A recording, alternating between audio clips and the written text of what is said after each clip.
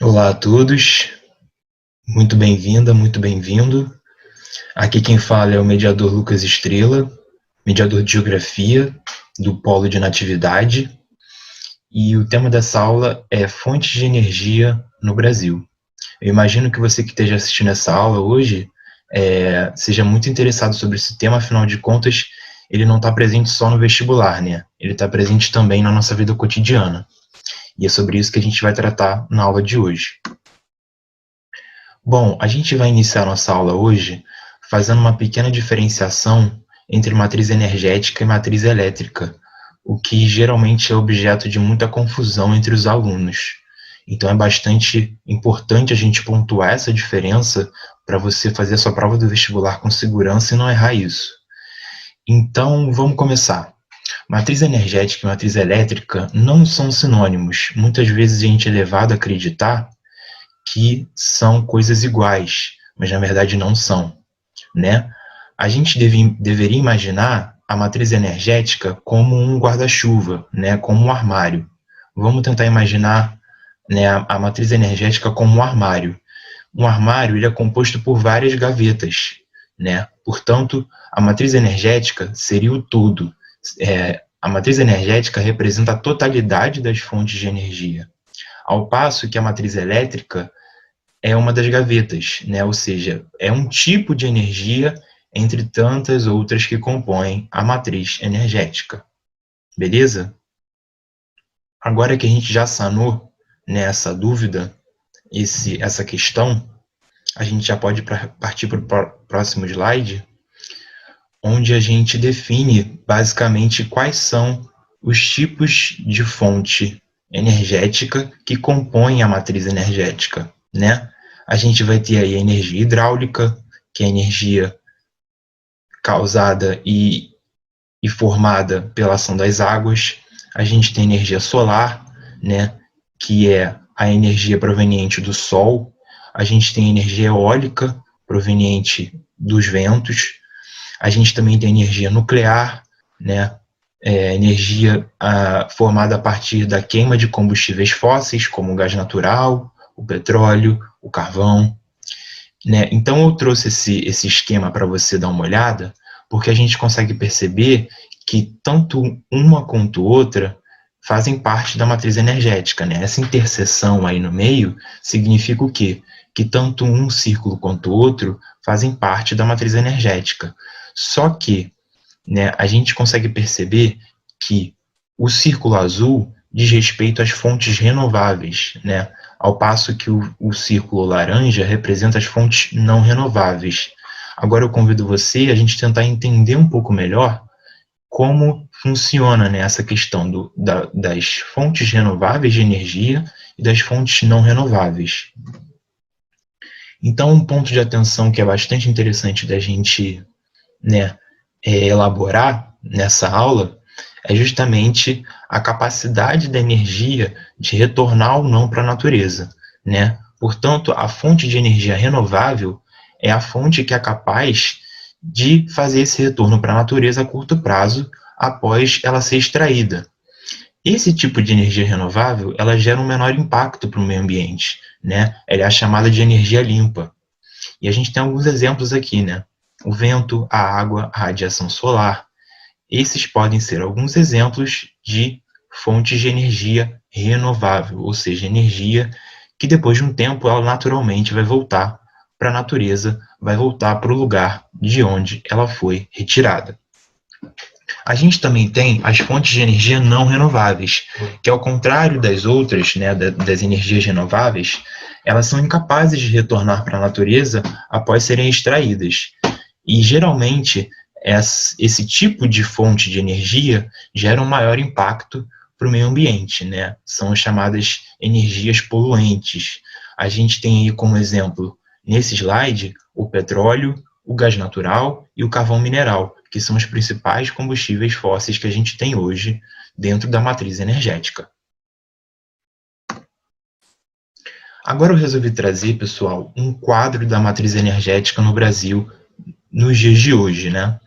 Esse gráfico aqui, ele traz dados utilizando o ano base de 2016, tanto no Brasil quanto no mundo. né? A fonte desse gráfico, pessoal, é o Balanço Energético Nacional, elaborado pelo Ministério de Minas e Energia, e também os dados mundiais são elaborados pela Agência Internacional de Energia, a IEA.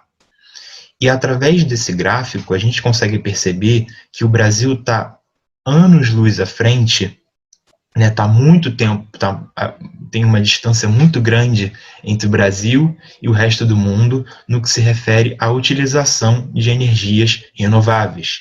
Ou seja, a gente consegue observar nesse gráfico que 43% da energia produzida hoje no Brasil é de fonte renovável, ao passo que esse número desce para 14% no resto do mundo, né? Então a gente consegue perceber um descompasso entre a produção energética ao redor do mundo e a produção energética no Brasil. Mais para frente, durante essa aula, a gente vai conseguir perceber que esse quadro da matriz energética no Brasil está muito ligado ao meio físico-natural do nosso país, que é muito vasto e muito rico. A gente já vai entender um pouco melhor sobre isso. Mas, por enquanto, eu quero que você memorize e visualize esse quadro para você entender que o Brasil está muito à frente no que se refere à produção de energia renovável, mesmo que, né, não seja a maioria, né, a gente ainda consegue perceber que 56% da energia produzida no país é de fontes não renováveis.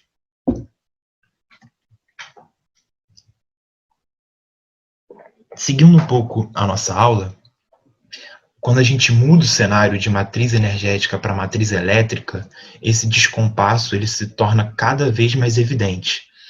A gente consegue observar através desse gráfico que no Brasil 82% da matriz elétrica, né, ou seja, de produção de energia elétrica no país, é de fonte renovável, ao passo que no mundo esse percentual é de apenas 24%.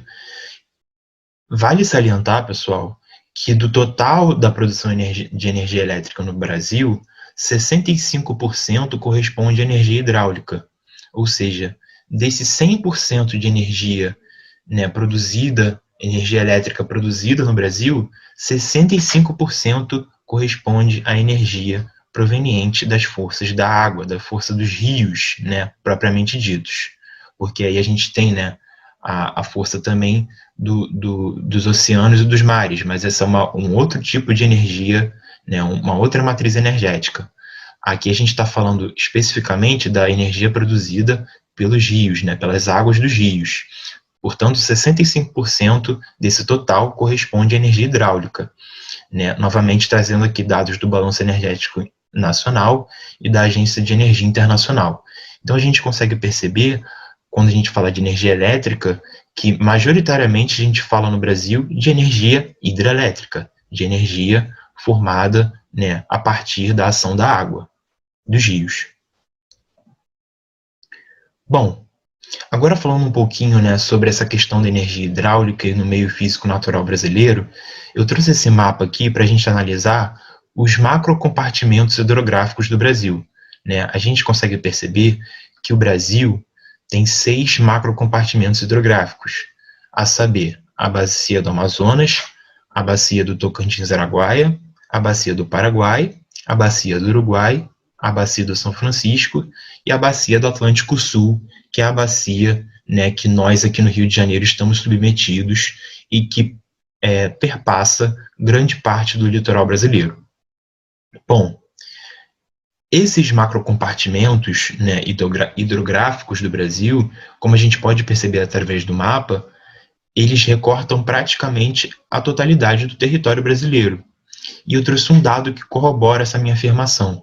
75% da área total do Brasil é entrecortada, é perpassada por bacias hidrográficas, por rios, né? E a gente pode perceber também, através de um outro dado, que é o dado que nos diz que os rios dessas bacias hidrográficas são os maiores rios do mundo, que o potencial hidroenergético do Brasil é muito grande.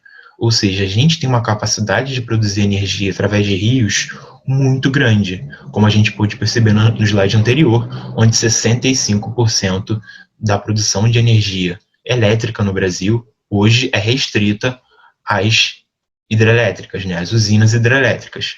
Portanto, essas bacias hidrográficas, esse meio físico natural, representam uma riqueza que é bastante explorada, né, tanto pela iniciativa privada quanto pelo poder estatal. Bom, falando um pouquinho dos problemas, né, as problemáticas associadas à energia hidráulica no Brasil. A gente tem, pessoal, sérios impactos socioambientais provenientes dessa atividade hoje no Brasil. Vamos fazer uma pequena separação aqui, apesar da gente ter que entender, né, esse impacto socioambiental como um todo. Para efeitos de compreensão, para efeitos da aula, né, vamos tentar compreender isso de forma separada, né? Bom, impactos sociais. O principal impacto social relacionado, né, à atividade das usinas hidrelétricas é a questão da remoção da comunidade local, principalmente de grupos indígenas e populações ribeirinhas. Portanto, se eu quero instalar hoje uma usina hidrelétrica no Brasil, muito provavelmente eu vou ter que remover uma série de famílias e um grande contingente populacional tradicional, né, que está ali nas adjacências, está ali ao redor dessa possível usina hidrelétrica, né, desse rio. Aqui a gente tem uma imagem, né, da usina hidrelétrica de Belo Monte, que foi construída no leito do rio Xingu, no município de Altamira, e que foi alvo de muitos protestos justamente por conta disso, né, porque removeu muitas populações ribeirinhas, muitas populações indígenas daquele local, e não só isso, né, causou impactos ambientais severos, tanto na biota, fauna, flora, em todo o meio físico da região. A gente pode citar alguns impactos ambientais, né, da instalação das usinas hidrelétricas, a retirada da cobertura vegetal, a inundação de áreas verdes e a redução da vazão dos rios por conta das barragens, né? Ou seja, o Brasil, por mais que queira perseguir uma soberania energética, ou seja, deixar de depender da importação de energia de outros países, ele também produz efeitos graves, efeitos visíveis nas populações adjacentes a essas usinas hidrelétricas e ao próprio meio físico que está inserido, né, nesse contexto de produção de energia hidrelétrica, né? Bom, seguindo um pouquinho aqui com a nossa apresentação, a gente tem a questão da energia solar também, né? E fazendo essa relação com o meio físico natural, a gente percebe que o Brasil possui um dos maiores regimes de insolação do mundo, né? O Brasil hoje é conhecido como a Terra do Sol, né? Justamente porque tem 280 dias por ano de insolação, de sol, né? De radiação solar. A região Nordeste é a maior contribuinte e pode chegar a uma média de 6 kWh, né?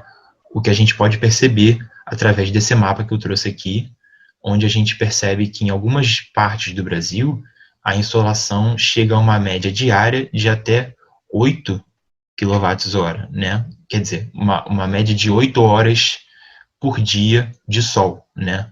Esse dado aqui, ele foi trazido pelo Atlas Solarimétrico do Brasil, da editora da Federal de Pernambuco. Portanto, a gente consegue visualizar, né, a gente consegue enxergar que o potencial de produção de energia solar no Brasil é muito grande, porém, infelizmente, é um potencial subutilizado, como a gente vai ver posteriormente. E aqui eu trouxe uma citação do Laboratório de Energia Solar da Federal de Santa Catarina, que eu acredito ser muito importante, né? O lugar menos ensolarado do Brasil recebe mais energia solar que o lugar mais ensolarado da Alemanha. Ou seja, a gente percebe, né, a gente consegue realmente visualizar como o potencial solar, né, de incidência de raios solares e de produção de energia solar no Brasil poderia ser muito grande. Mas, infelizmente, apesar dessa frase, né, dessa sentença que eu acabei de trazer aqui, hoje a Alemanha é um dos maiores produtores de energia solar do mundo, ao passo que o Brasil, né, praticamente abandonou essa tentativa, né, de evoluir e desenvolver a sua energia solar. Então a gente vai perceber, né, algumas problemáticas associadas à energia solar no Brasil. A principal delas é a subutilização, né, da energia solar, ou seja, não há uma tentativa por parte dos órgãos públicos de investir nesse tipo de energia. E também há um outro impedimento, né, que é da ordem econômica, da ordem financeira. Por quê? Os painéis fotovoltaicos, né, que estão aí na imagem, que você está conseguindo visualizar no slide, eles têm um custo muito caro. E por mais que a energia solar represente uma economia na conta de luz a longo prazo, essa economia a longo prazo ela é prejudicada, ela é ofuscada pelos custos a curto prazo, ou seja, os custos com os painéis voltaicos. Portanto, né, o consumidor final, o consumidor que deseja instalar um painel fotovoltaico dentro de casa, por exemplo, vai acabar se assustando com o preço dos painéis, porque é uma tecnologia cara no Brasil e também não há um interesse do poder público no Brasil de investir nesse tipo de produção de energia. Bom, agora falando especificamente do petróleo, né, e do meio físico natural brasileiro, a gente vai falar um pouquinho sobre a descoberta do pré-sal, né? O Brasil possui vastas reservas petrolíferas na camada pré-salina. Essa camada pré-salina, né, seria uma camada de petróleo, de combustível fóssil, localizada abaixo de uma camada de sal, nas profundezas do oceano, né? Essa camada do pré-sal, ela está presente nas bacias de Campos, Santos e Espírito Santo, no litoral brasileiro, no litoral sudeste brasileiro. E é um óleo de extrema qualidade, por isso ele é tão valoroso, né? E essas reservas de pré-sal, pessoal, elas poderiam transformar o Brasil, poderiam passar o Brasil de um cenário de autossuficiência para um cenário de exportação de petróleo, porque atualmente o Brasil ele tem um cenário de autossuficiência de petróleo, ele consegue produzir para o seu mercado interno, porém ele ainda não tem uma grande capacidade de exportação desse petróleo, né? E essas reservas do pré-sal acabam representando, né, essa possibilidade de exportar petróleo, né, para outros países e, de fato, fincar o Brasil como uma nova potência petrolífera no mundo. Né, a gente tem um mapa aí onde a gente consegue perceber, né, onde a gente consegue visualizar melhor onde estão localizadas esses reservatórios de pré-sal no litoral brasileiro. E a gente também tem algumas problemáticas associadas à questão do petróleo no Brasil. A primeira delas é a questão da queima dos combustíveis fósseis, que hoje, né, é o principal meio de poluição, de liberação de gases tóxicos na atmosfera. Né? A gente tem alguns exemplos, como o dióxido de carbono e o metano. Né? E isso, obviamente, vai potencializar o efeito estufa. Em 2013, segundo os dados da ANP, que é a Agência Nacional do Petróleo do Brasil, o nosso país queimou 1,3 bilhão de metros cúbicos de gás natural excedente. Por quê? Por que isso acontece? Essa prática que é conhecida como flaring, né? Flaring do inglês queimar. Essa prática, pessoal, nada mais é do que a queima de gás excedente que vem com petróleo. Então, quando há a captura do petróleo das profundezas do oceano, né, geralmente vem também o gás natural. E o gás natural excedente ele é queimado pelas plataformas petrolíferas justamente porque não há interesse em comercializá-lo.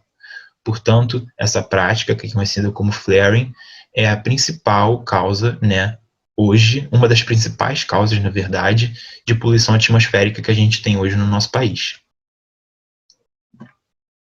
Bom, eu quis aqui dar um panorama um pouco geral, né, sobre a questão energética do Brasil e falando também das problemáticas associadas a essa questão energética. Né? Eu espero que você tenha gostado dessa aula, espero contar com você em uma próxima oportunidade e a gente se vê por aí. Fique em casa, lavem as mãos e fiquem bem. Um abraço a todos. Tchau, tchau.